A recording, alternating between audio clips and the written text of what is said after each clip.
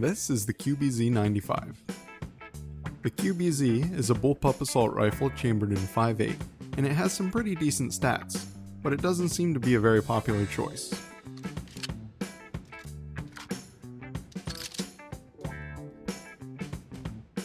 To start, I'm not the biggest fan of the QBZ's iron sights, and personally, I wouldn't recommend using it without a sight attachment.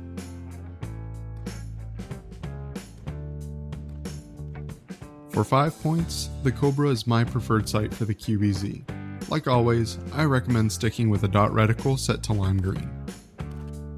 The QBZ also has access to the ACOG for 3 points, but you're probably going to want to skip out on this one. The QBZ definitely struggles at greater distances, so if you're considering using an ACOG, I would just grab another weapon, to be honest.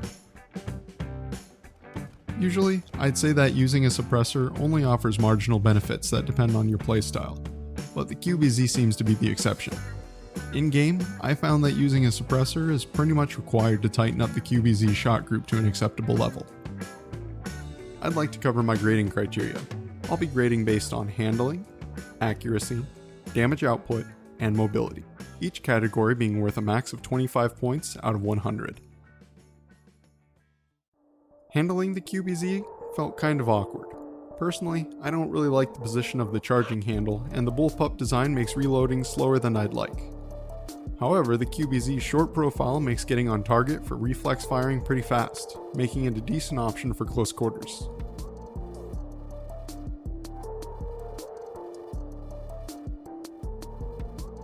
Accuracy felt a bit inconsistent.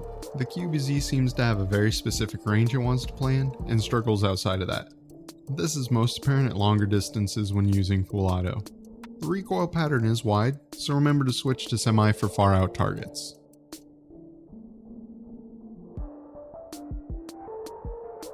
Damage output for the QBZ seems to be about on par with other weapons of its class. It has a relatively high rate of fire, which makes it pretty decent for close contact. Mobility is really where the QBZ shines. It's one of the lightest rifles available, and it's a good choice for supporting teammates by getting onto enemy flanks.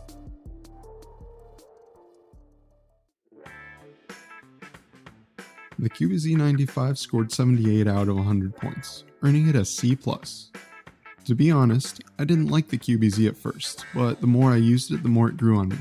I think the QBZ could be a sleeper when used in the right situations, but I wouldn't use it expecting much versatility. Remember to stay tuned for next week's episode covering the AK-5C, and stay frosty.